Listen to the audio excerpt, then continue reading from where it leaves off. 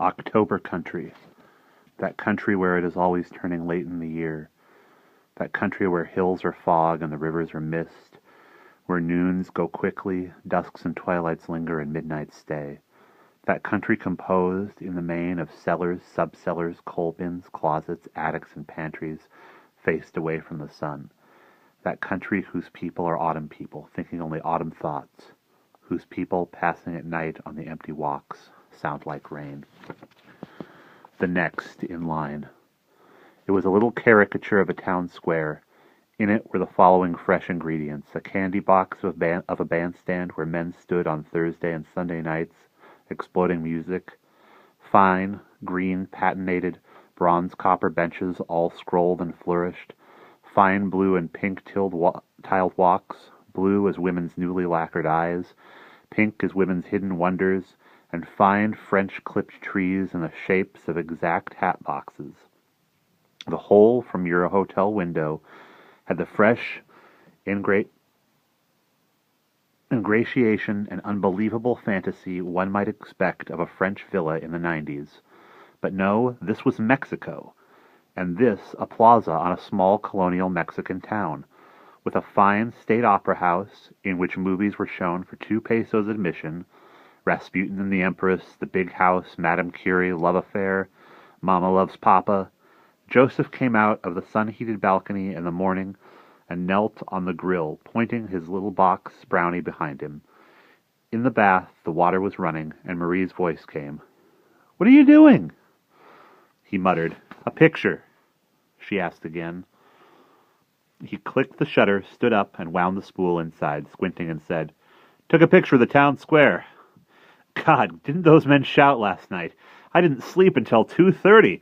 We would have to arrive when the local Rotary's been having its wingding." "What are our plans for today?" she asked. "We're going to see the mummies," he said. "Oh!" she said. There was a long silence.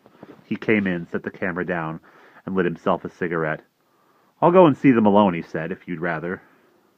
"No," she said, not very loud. "I'll go along, but I wish we could forget the whole thing. It's such a lovely little town."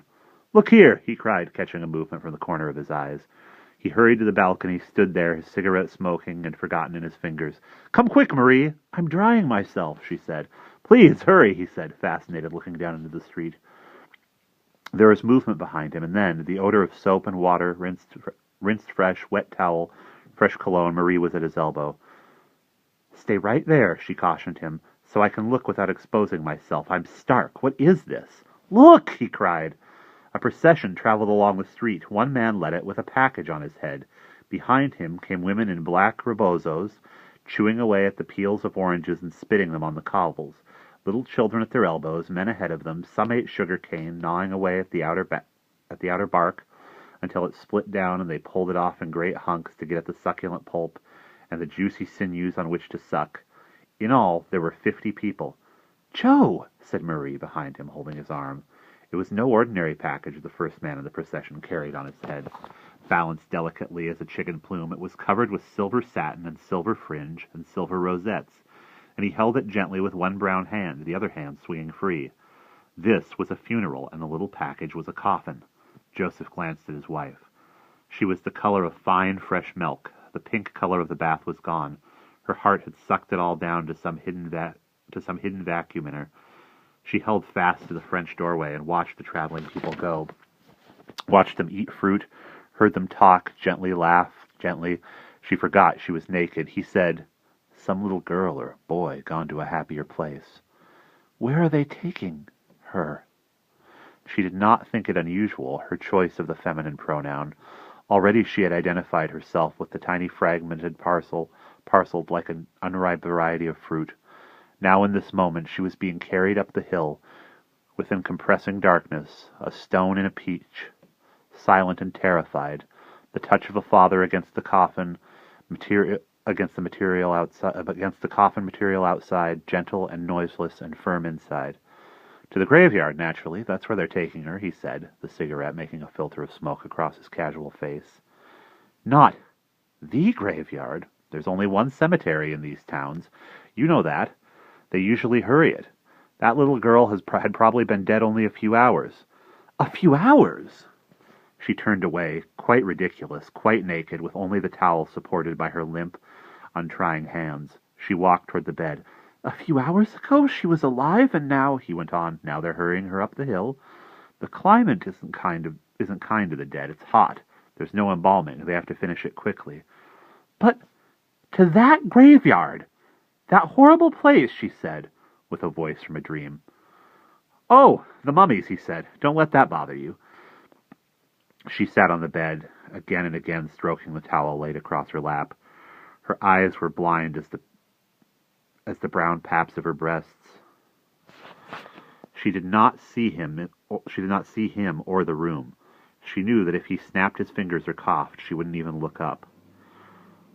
"They were eating fruit at her funeral and laughing," she said. "It's a long climb to the cemetery." She shuddered, a convulsive motion, like a fish trying to free itself from a deep-swallowed hook. She lay back, and he looked at her as one examines a poor sculpture, all criticism, all quiet and easy and uncaring. She wondered idly just how much his hands had had to do with the broadening and flattening and changement of her body. Certainly this was not the body he'd started with. It was past saving now, like clay which the sculptor has carefully impregnated with water. It was impossible to shape again. In order to shape clay, you warm it with your hands, evaporate the moisture with heat. But there was no more of that fine summer weather between them. There was no warmth to bake away the aging moisture that collected and made pendant now her breasts and body. When the heat is gone, it is marvelous and unsettling to see how quickly a vessel stores self-destroying waters in its cells. "I don't feel well," she said. She lay there, thinking it over. I don't feel well," she said again. When he made no response, after another minute or two, she lifted herself. "Let's not stay here another night, Joe." "But it's a wonderful town." "Yes, but we've seen everything." She got up. She knew what came next. Gayness, blitheness, encouragement, everything quite false and hopeful. "We could go to the Pascuro. Make it in no time. You won't have to pack. I'll do it all myself, darling. We can get a room at the Don Posada there. They say it's a beautiful little town." "This," he remarked, "is a beautiful little town." "Bougainvillea climb all over the buildings," she said. "These," he pointed at some flowers in the window, "are Bougainvillea. And we'd fish. You like fishing," she said in a bright haste. "And I'd fish too. I'd learn. Yes, I would. I've always wanted to learn.